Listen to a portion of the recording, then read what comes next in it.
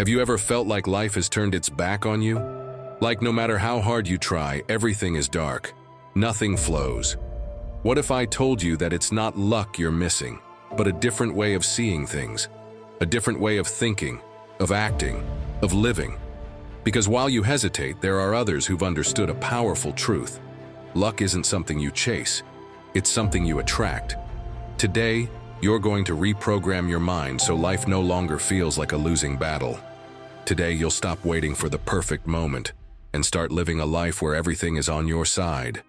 Yes, I know it's a big promise, but trust me, it's real. In this video, you'll discover how the wise Stoics use their way of thinking to turn every obstacle into momentum, every mistake into a lesson, and every day into an opportunity. If you've ever felt like luck hides the moment you show up, then stay until the end. Because you're going to walk away knowing that everything, yes, I said everything, is on your side. But before we begin, as always, let me tell you a story that will show you the power of living as if everything is on your side. It's the story of Esteban, a man who believed the universe had something personal against him. Esteban was 56 years old and worked as a mechanic. Not the most famous guy in town, not the expert showing up in YouTube videos with tricks to fix your car. Esteban was that quiet type working in the back, the one who shows up earlier than everyone else, never complains, plays soft music, and gets the job done even when his knees hurt, even when his soul hurts. For years, he fixed what others had broken.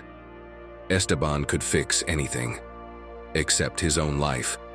Because Esteban was convinced of one thing: luck wasn't made for him. Years ago, when he finally got a job at the garage, a construction project blocked his street for 6 months. He had to stop working for a long time. Then, his wife left him. Later, someone stole his tools. After that, his mother got sick and he had to leave everything behind to take care of her. And now, the final blow. Right in the middle of the holidays, his boss told him they were letting him go. No warning, no thank you for everything. Just a cold goodbye. Esteban didn't scream. He just sat down on the waiting bench, lowered his head, and murmured to himself, "This always happens to me. There's always something. The world seems determined to keep me down." That day, he walked home wearing the same clothes as always, his hands dirty with grease, and a deep feeling that he was doomed to lose, that he'd never catch a break, that he was the guy who works hard and still just isn't lucky. But then, something strange happened. While waiting at the bus stop, because of course his car had broken down again, an older woman, the kind who says exactly what she thinks, looked at him. Without knowing him at all, she said, "You've got the face of someone who's always expecting something bad to happen." He gave a half-hearted laugh. What if it's true? Then change that face. Sometimes life doesn't get better until you stop thinking everything's going to go wrong. The conversation was short, but Esteban didn't forget it. That night he couldn't sleep, so he turned on the TV. On one of those channels nobody watches, there was a documentary about ancient history. A bearded guy was talking about how the old Stoics faced life. Esteban didn't know what that was, but he was hooked. Not because of the philosophy, but because the man said something that hit him like a lightning bolt. A man suffers more from his opinion about what happens to him than from what actually happens. Boom. Something lit up inside him. He started researching, reading, listening to audios while cleaning the house or grocery shopping. Reflections, stories, lessons. He found out that Marcus Aurelius was an emperor and still managed to stay calm in the middle of war, that Epictetus had been a slave and gave lessons about inner freedom. And he realized that maybe life wasn't against him. Maybe he'd just spent years walking around with an invisible sign that said, "Everything's going to go wrong." And of course, the world believed him. Since then, he didn't become rich, he didn't open a famous garage, but something inside Esteban changed. He started acting like everything was on his side, like everything that happened, even the painful things, had a purpose bigger than just the pain, like every blow was helping him find his path. And now, when he wakes up early and doesn't have a steady job, he doesn't say, "Here we go again." He says, "Let's see what opportunity life has for me today." Now, when he's rejected from a job interview, he doesn't collapse. He takes notes, improves his presentation, and gets ready for the next one. If the subway is delayed, he doesn't get mad. He uses that time to think, listen to something inspiring, or read a good book. When something doesn't go as expected, he doesn't curse his luck. He asks, "What is this trying to teach me?" And little by little, the world started responding differently.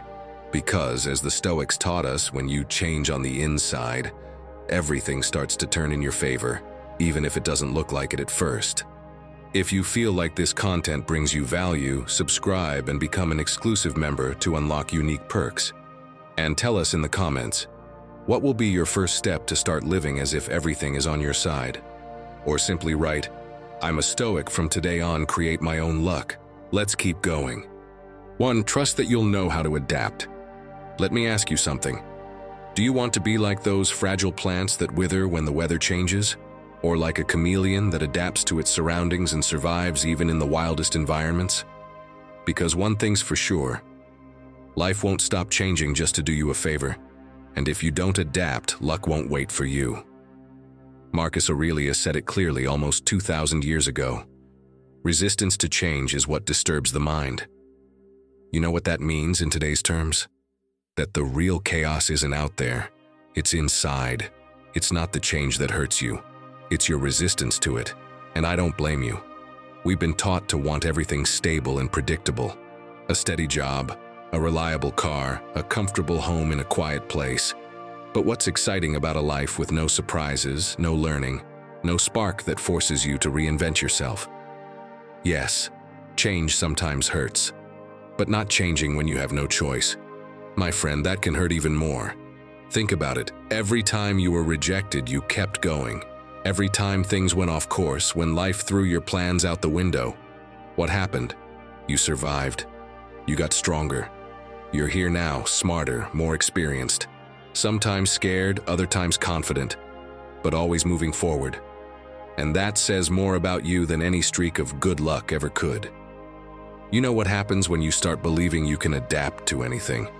You stop expecting everything to be easy, and you start looking at each situation as a test to sharpen your mind, as training to become stronger, more creative, more alive. Imagine your team changes at work and you get assigned a task you're not familiar with. The automatic reaction is to complain, to feel attacked, to think the universe is against you. But if instead you take a deep breath and say, "What can I learn from this?" Your brain switches channels. You move from disaster FM to tuning into motivation FM. You start seeing opportunities where before you only saw problems. And that's the key. Because what we call luck is often nothing more than that. People who chose to go with the new instead of clinging to the old. People who said, "Okay, this isn't what I planned, but I'm going to make it work." That's the kind of person who, without even realizing it, attracts opportunities. Psychologist Enric Valls taught us something powerful. Stepping out of your comfort zone doesn't have to be an explosion. It can be like opening a window. A small gesture that changes everything. You don't need an inner earthquake, just the daily decision not to lock yourself into what you already know. And here's the twist. When you act like someone who can adapt, the world starts treating you that way. More challenges come your way, yes, but also more trust, more connections, more paths that once seemed closed. So stop asking yourself if you'll be able to handle what's coming, and start asking what part of you will grow because of what's coming. Because that's the mindset that turns a victim of change into its main character. To help you get started now, here are 3 quick ideas. First, make a short mental list of situations that usually block you, and ask yourself what you learned from them. Second, the next time something unexpected happens, instead of reacting, breathe and observe. Just that. You'll see, it's enough to face it with a better attitude. And third, at the end of the day, take a minute to ask yourself, what part of me adapted today even if I didn't realize it? You'll see that even when you're not aware of it, you're adapting, you're growing, you're getting better every day. because in the end, luck isn't going to fall from the sky. But if you're as flexible as the wind and strong like the reed that bends but doesn't break, then, my friend, when fortune comes knocking, disguised as a challenge, you'll be able to turn it into an opportunity instead of a drama. So tell me, are you going to keep fighting what's inevitable? Or are you going to become the chameleon who turns change into their superpower? You only need to answer yourself. I already believe in your strength. 2. Watch over your mind like it's your home. Would you leave your house open so anyone could come in, throw trash on the floor, and paint insults on the walls? Then tell me, why do you do it with your mind?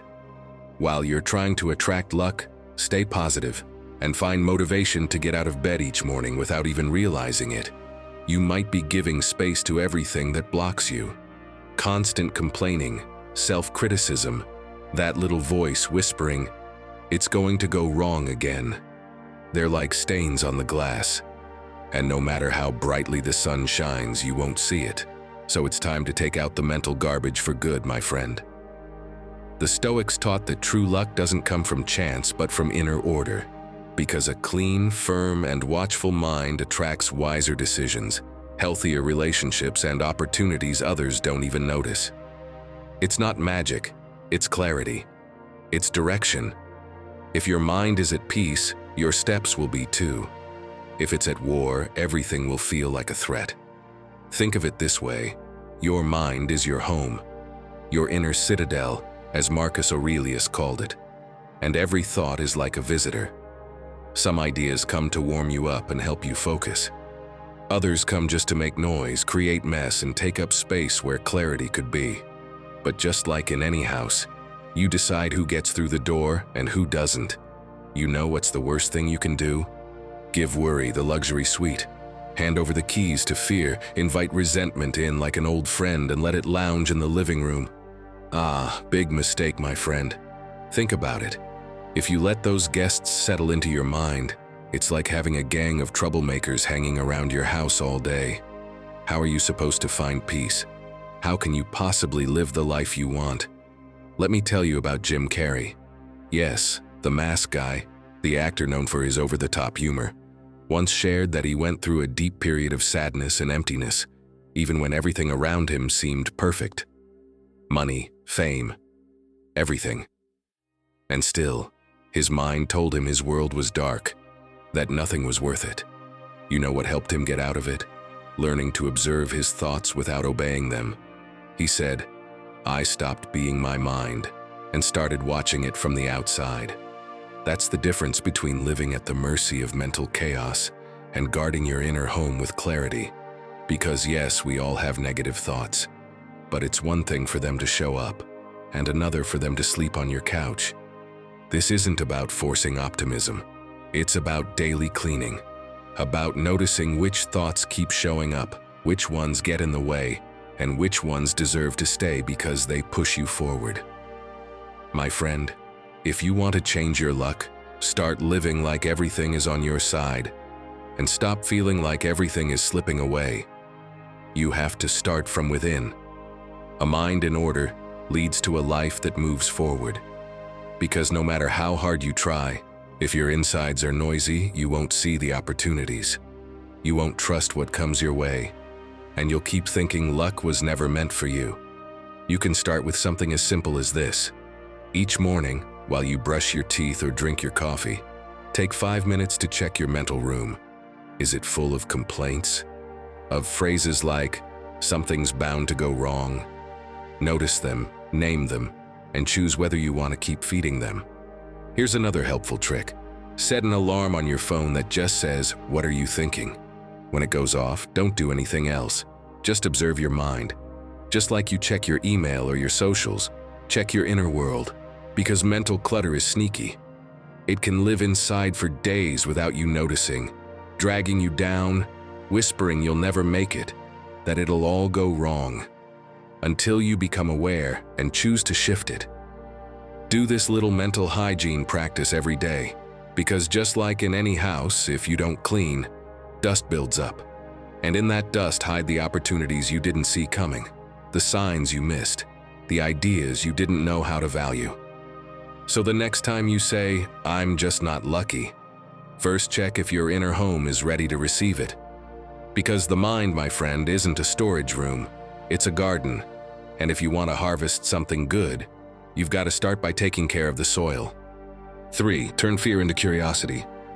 A group of mice was walking through the forest when, suddenly, a lion appeared from behind the bushes. Its roar was so loud the ground seemed to shake. Most of them ran without looking back, paralyzed by panic. But one of them stayed still, not out of bravery but because of something deeper. It stared wide-eyed and instead of running, asked a simple question. "What is that?" That mouse had never seen a lion, never witnessed something so big and fierce, and its curiosity, far from getting it killed, saved its life. The lion, seeing those who ran, went straight for them. It was the movement, the out-of-control fear that triggered its hunting instinct. But the mouse that stood still and watched, it left him alone, ignored him, as if his stillness, his calm, his curious gaze was saying, "I'm not your prey. I'm something else." You know what that story teaches us? That running away doesn't always save us.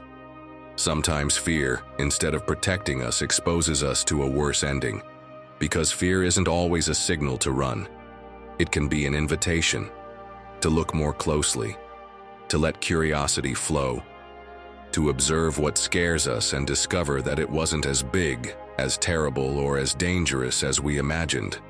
Seneca wrote this centuries ago. We suffer more in imagination than in reality, and we keep proving it today. Most of the time, it's not what happens that paralyzes us. It's the monster we build with our thoughts.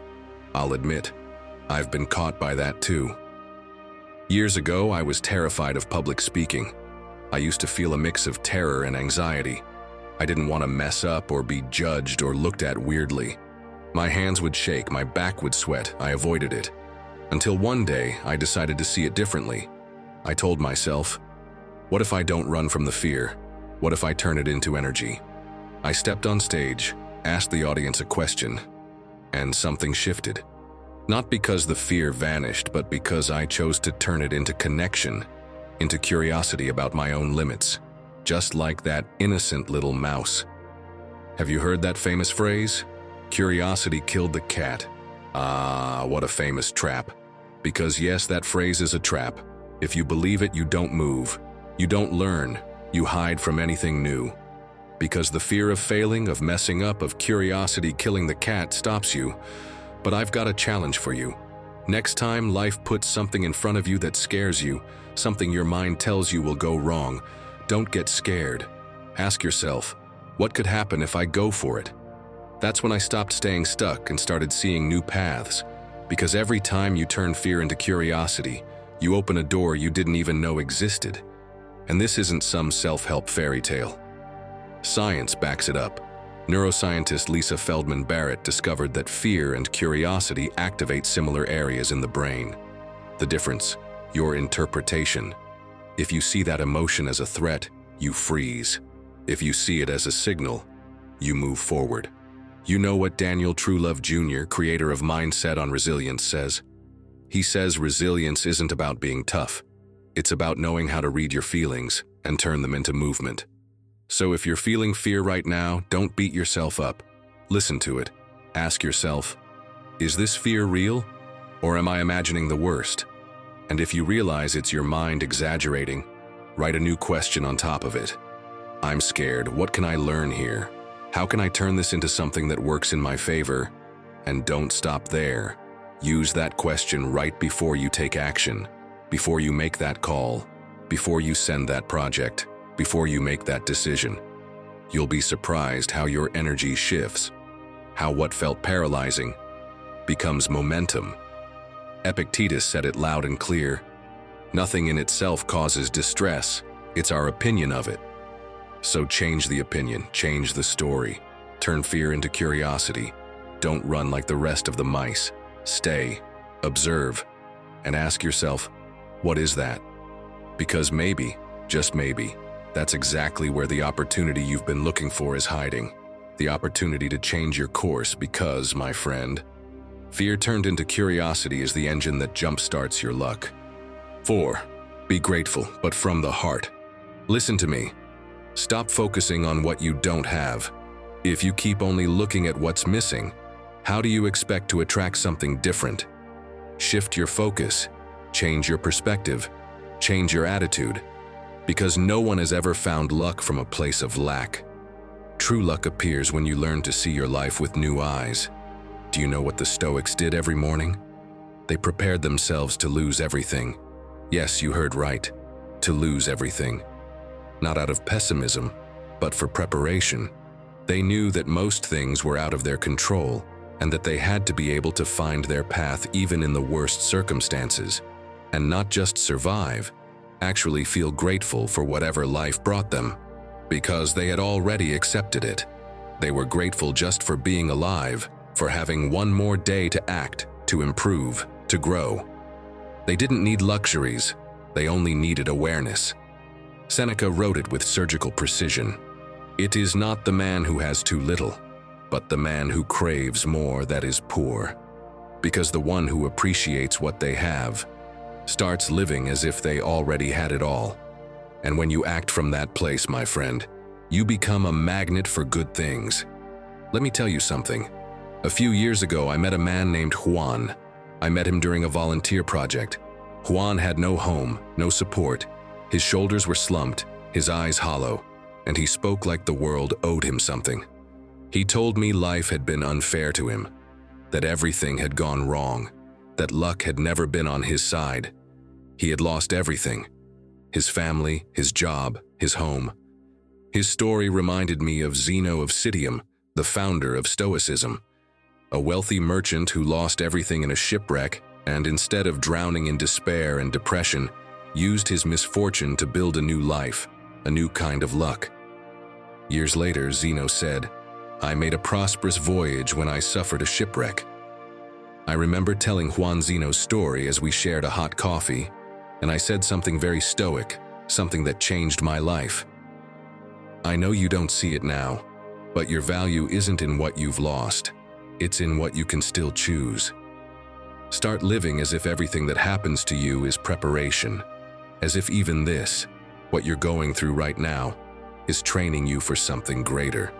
I also shared a simple practice with him. Be thankful for just one thing each day, no matter how small. At first, he laughed. He said, "Be thankful for what? Sleeping on the street?"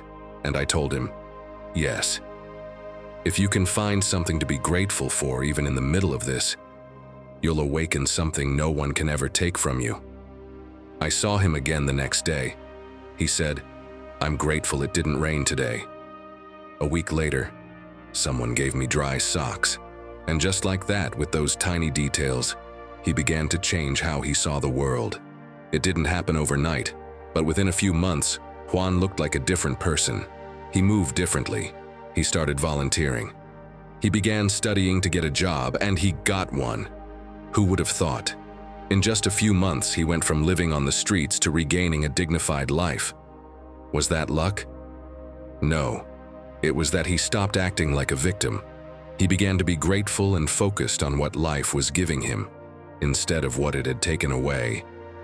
And little by little, he started living as if everything was on his side. And it turned out it was. That's what I want to share with you today. That true gratitude isn't some personal development trend. It's a mental strategy, one that rewires your brain, one that prepares you to receive things you never even imagined. Because when you shift the energy with which you look at the world starts giving back what it once took away. And you don't need some elaborate ritual. Just 3 things, 3 simple details you can be thankful for today.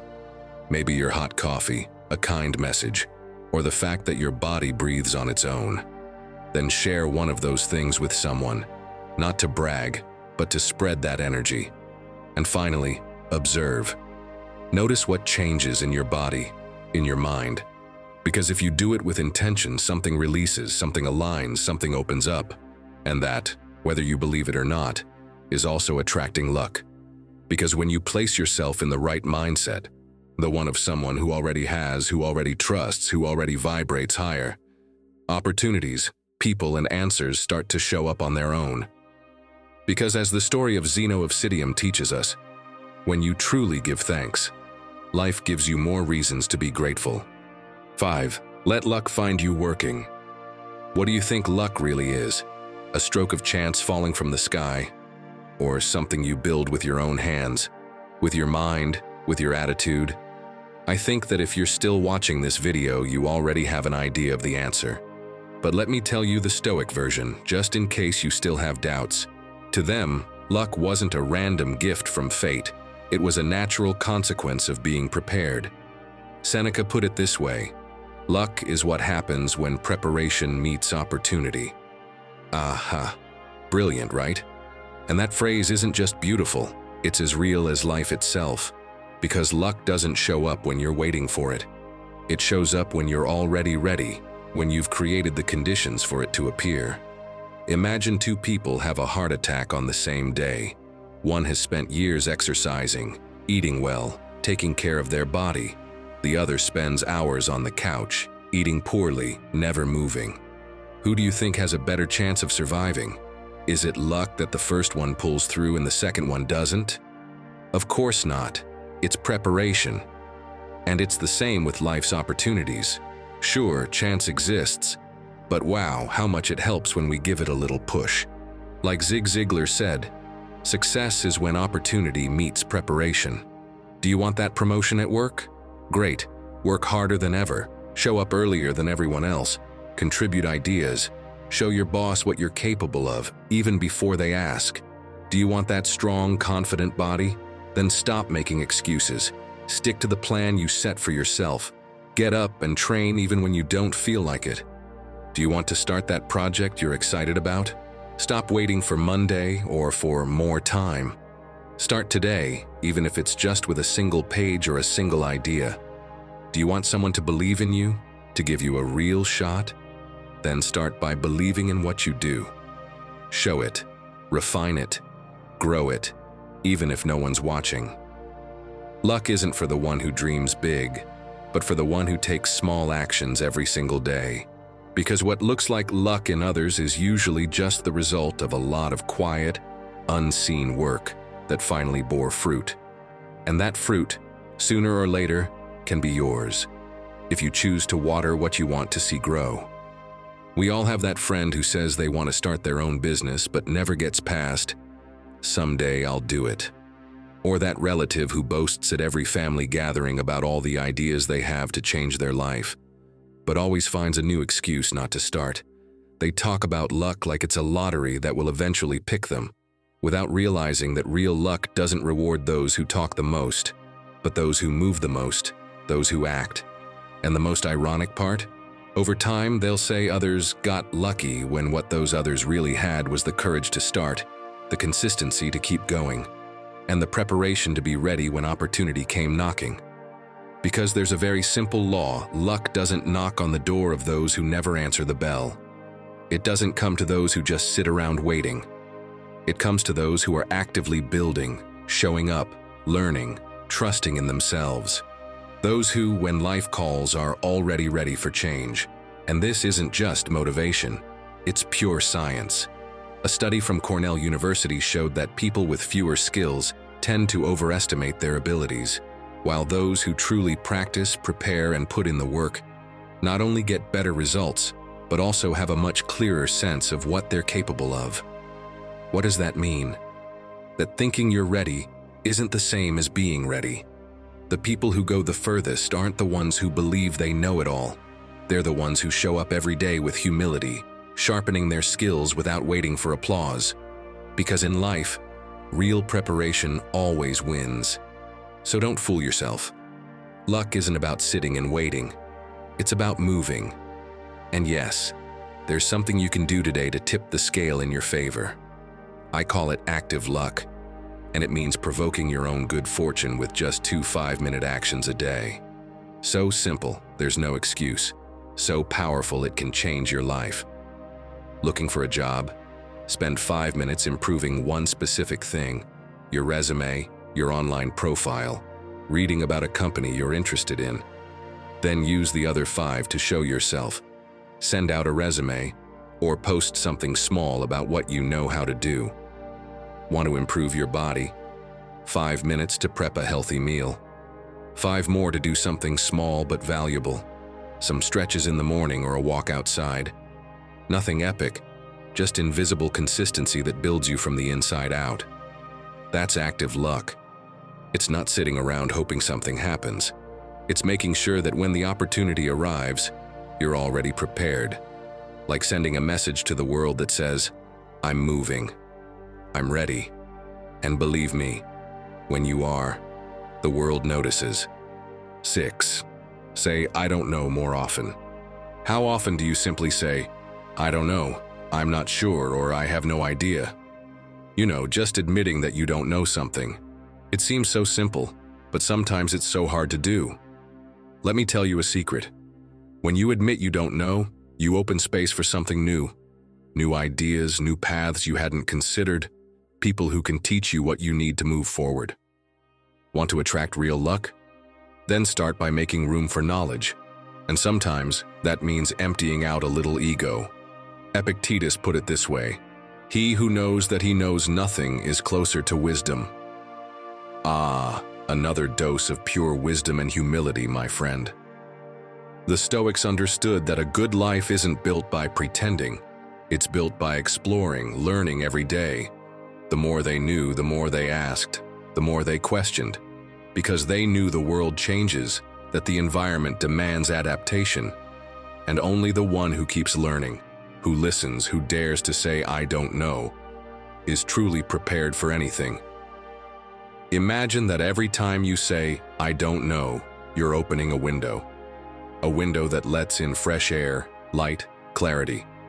But if you insist on having all the answers, that window closes and your house stays in the dark, and inside builds up heat, stale air, uncorrected mistakes. So tell me, do you want to live like that? Trapped in a version of yourself that's no longer learning? Albert Einstein said it clearly. The important thing is to never stop questioning. Curiosity has its own reason for existing. Aha, another one who didn't buy into the idea that curiosity killed the cat. And if he said that, someone who revolutionized the world with his questions, then why would you pretend to know everything? Let me share a real moment with you.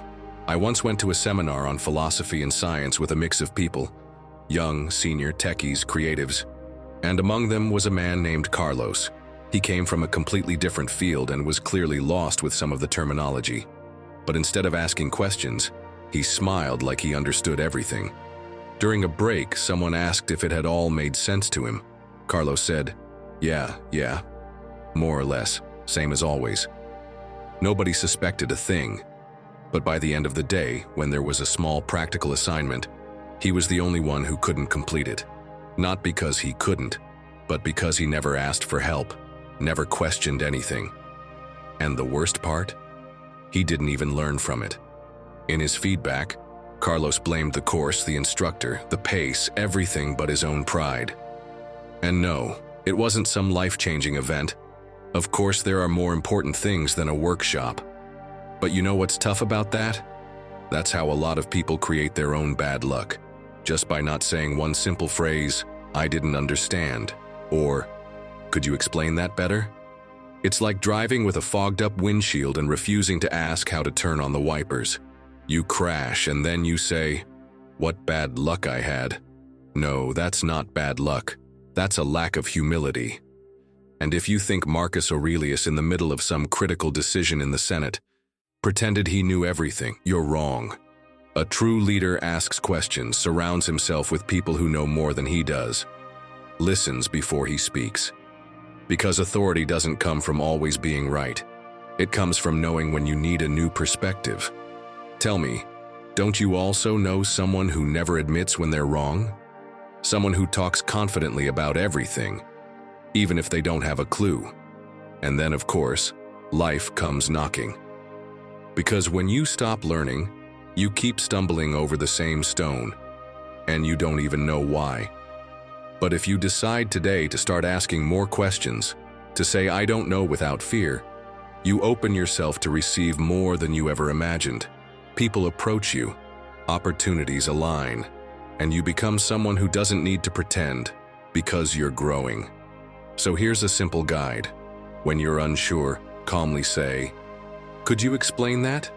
If you're in a technical meeting or unfamiliar setting, ask again if it's not clear. And at the end of the day, ask yourself, what did I learn today that I didn't know before?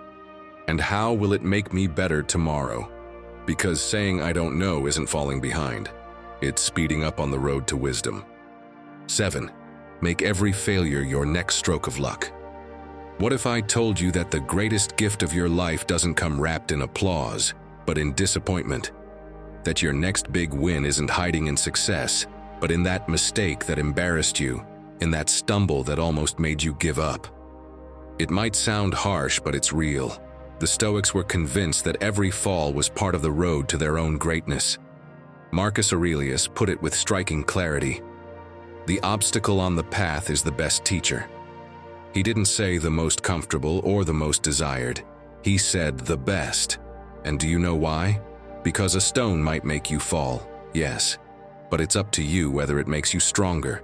It all depends on what you do right after the blow. Picture your path through life as a staircase leading to your best version. That staircase isn't perfect. It's not clean or polished. It's full of stones, mud, mistakes. Sometimes it's hard to walk. You trip and fall. But every time you fall, you can either drop to your knees and complain, or use that fall to adjust your step, to look more carefully, to climb better. That's how the Stoics lived. They didn't waste time lamenting. They turned every slippery step into a springboard toward their better self. They transformed every failure into preparation. And this, my friend, isn't some poster-worthy motivation. It's a life strategy. Because if you learn to trust even what goes wrong, you become unstoppable. You realize that luck isn't what happens to you. It's what you do with what happens to you. Before becoming the world's most read author, J.K. Rowling was rejected by 12 publishers. Yes, 12. Would you have kept trying? She did. And do you know what she did in the meantime? She learned, made corrections, got stronger. She didn't sit around crying and hoping for luck. She became someone who deserved luck. And when opportunity came knocking, the rest is history. The Stoics would have admired that, because it's not about avoiding pain. It's about learning to use it. As Seneca said, adversity reveals the man, prosperity conceals him. When everything's going well, you don't really know who you are. But when everything collapses, that's when you find out what you're made of. So let me ask you straight. Are you going to keep cursing your mistakes? Or are you going to start using them as part of your training? Dr. Carmen Morrison proved it. People who interpret their failures as opportunities develop a stronger, more prepared, and happier mind. Because it's never about what happens, it's about what you choose to do with it. And if you're still not sure, picture this. 2 people present a proposal for their dream job. The first stumbles over their words, gets nervous, and apologizes.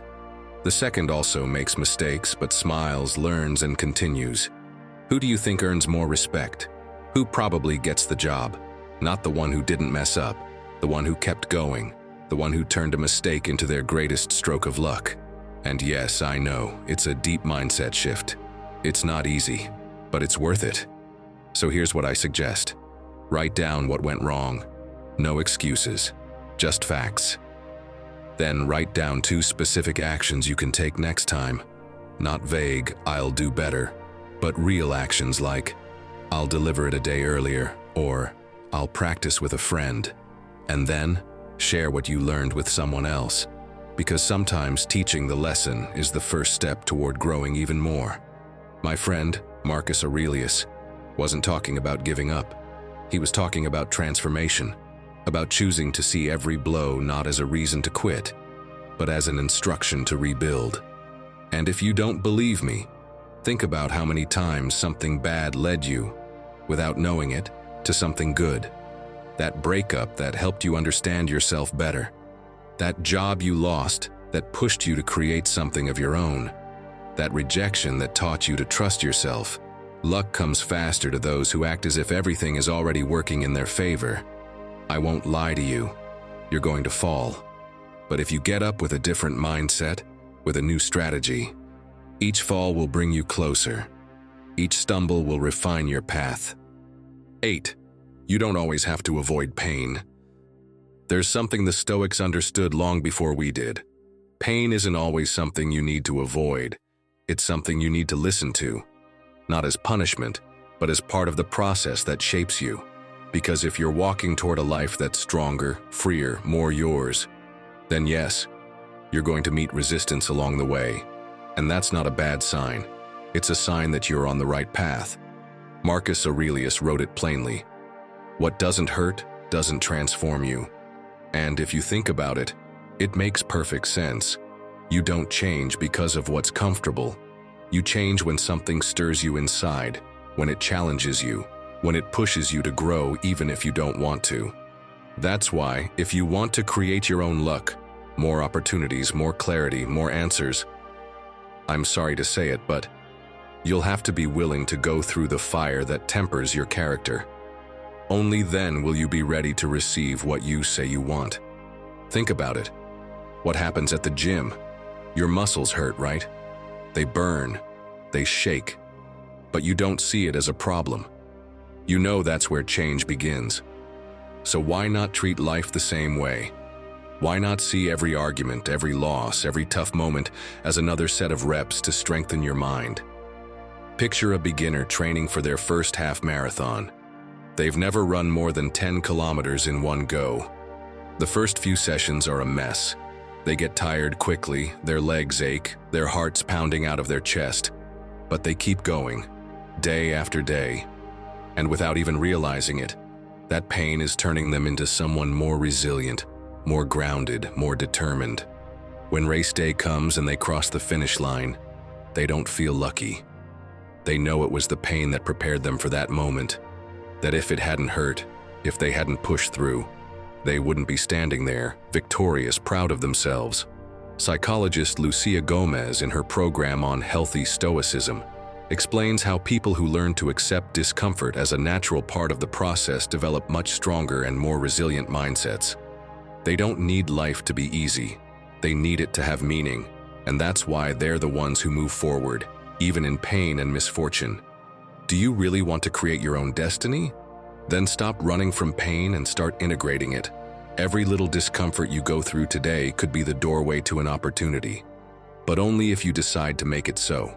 It's like life gives you two paths, one smooth, comfortable, predictable, but leading nowhere, and the other full of rocks, curves, steep climbs, but it takes you exactly where you want to be, to your strongest, calmest, most capable self. Which one do you choose? Because let me spoil it for you, those who avoid discomfort also avoid the kind of luck that's built through time and consistency. And that's the point.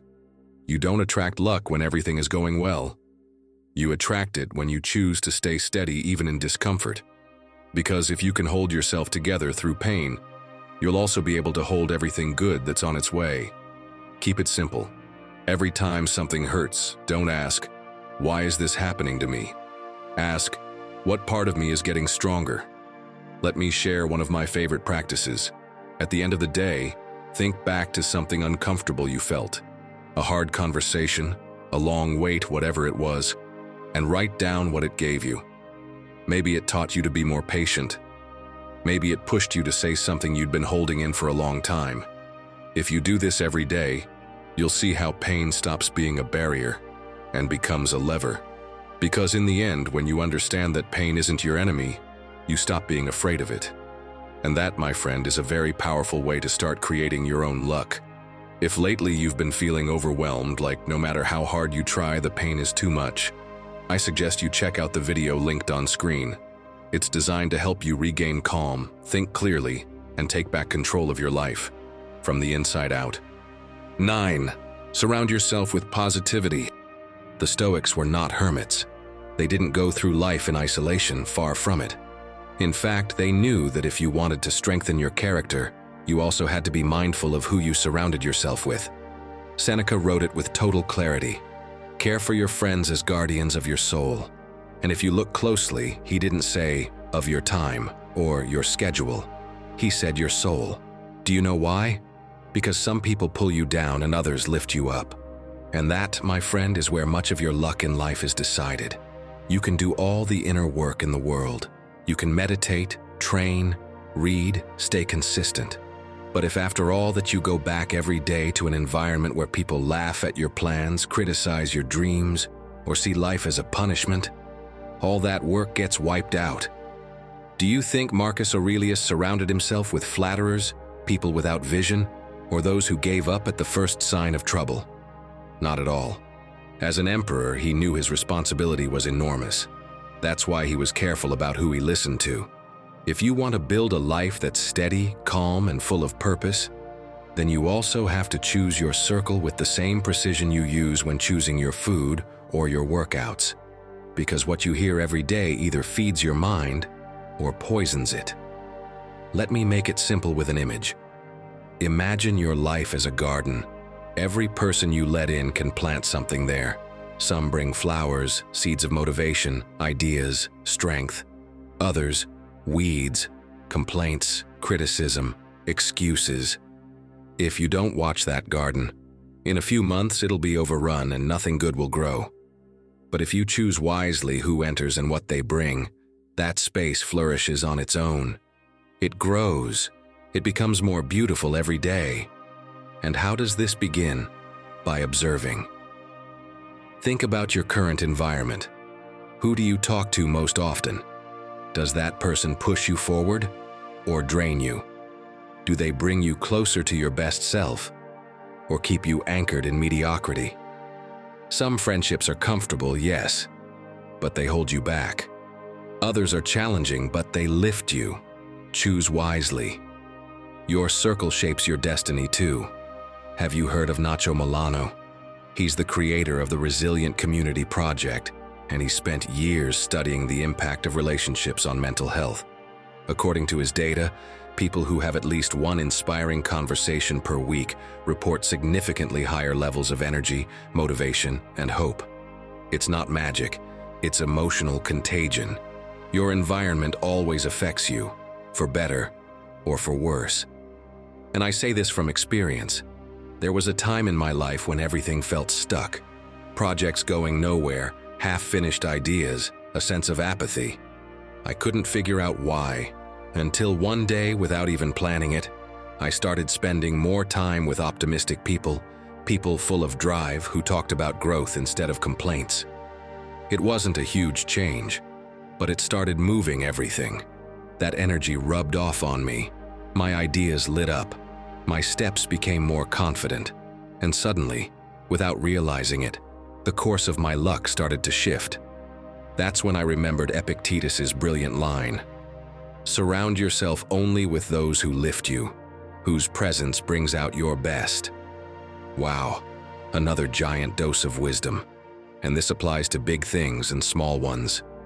Want to find more opportunities?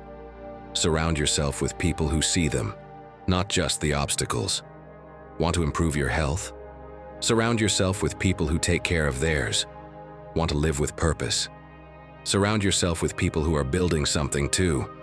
You don't need to have everything figured out. You just need to stop surrounding yourself with those who dim your light when you're just starting to turn it on. Make it simple. Identify 3 people who uplift you. Those who, when you talk to them, make you believe in yourself again. Reach out to them. Plan at least one call or meet up a week with one of them. And add this to your routine. Every week, send a message of gratitude to someone who inspires you, even if you don't talk daily. That keeps the connection alive and fuels your energy. Because when you're surrounded by people who remind you of your worth, who inspire you to take action, who help you back up when you fall, your life fills with signs, with opportunities, with strength. And that's not coincidence, it's causality. A direct result of your decision to cultivate relationships that make you stronger. Let me make it clear. You don't get to choose everyone around you, but you do get to decide who you go deeper with, who you share your energy with, who you listen to, and who you learn from. Because in the end, when your tribe vibrates higher, your field of luck expands naturally. And what once felt difficult starts flowing more easily because you're aligned, surrounded by good energy, good people, a good life. And now, my friend, The moment of truth has arrived. So far, I've given you tools and teachings that can change your life. But if you keep waiting for someone or something to come push you, all of this will stay just theory. Because here's the truth no one wants to tell you. Nothing will change until you stop doubting, stop delaying, and finally start building the life you already deserve. Stay with me one moment longer, because in this final point, I'll give you the piece that makes everything fall into place. 10. Stop waiting for signs, be your own sign. How many times have you told yourself, when I see a sign, then I'll do it? As if life were some kind of cosmic GPS that would eventually say, now's the time, turn right toward your purpose. I'm sorry, but it doesn't work like that. The Stoics didn't sit around waiting. They stood up and acted, because they understood something essential. The best sign you can receive is the action you decide to take yourself. Marcus Aurelius was crystal clear when he wrote, "Don't hope that events will happen as you wish. Wish that they happen as they do, and you'll always win." Because while you're out there looking for external signs to move forward, others are already out there creating their own fate. And that's where real luck begins. Not when everything is certain, but when you choose to move forward, even through the fog. Picture a woman who dreams of launching her own business. But she's been saying for years, when I have more time, when my kids are older, when I find the right partner, when the market improves. The result? Life passes her by while she waits for signs to give her permission. But the truth is different. The permission had to come from her. If she had started with just one action, one sale, one post, maybe today she'd already be living from it. Because the truth is this: the universe doesn't conspire for those who wait, but for those who move. The ones who take the first step, even when they're scared. The ones who become their own compass. And the funny thing is, once you do it, those coincidences you were hoping to see start to appear. Because they weren't coincidences, they were responses to your decision. Psychologist and educator Alba Cortez explains that our brain interprets reality based on our mindset, active or passive. If you're in waiting mode, you'll only see excuses. But if you're in building mode, you'll start to see opportunities in every conversation, every mistake, every single day. Because your mind is already trained to spot what it's looking for. Seneca said it with a touch of irony in his letters. The one who always waits for perfect conditions will die waiting. That's why, if you truly want to create your luck, start living like you are the sign you've been waiting for. Take the first step yourself. Send it yourself. Write it yourself, even if it's imperfect, even if no one claps, even if you have to correct along the way. Here's something concrete. Before the day ends, make a list of the things you're putting off until the time is right. Pick one, and do something today, not tomorrow, not after watching one more video. Today. Write that email, call that person, start that course, because what you do today, even if it's small, already makes you the sign you were waiting for. And you know what's most powerful about all this? That when you become a sign, you also become a beacon for others. You stop being a spectator and become the beginning of something. Maybe for you, maybe for many. So stop looking to the sky like you're waiting for a shooting star. Look at your hands, look at your calendar, look at your will. That's the sign. You are the sign. Act like it, and life will start moving with you. Because creating your own luck isn't about magic or waiting for everything to fall into place like some kind of miracle. It's a way of living, of accepting that you decide whether to keep waiting or become the movement that transforms your story.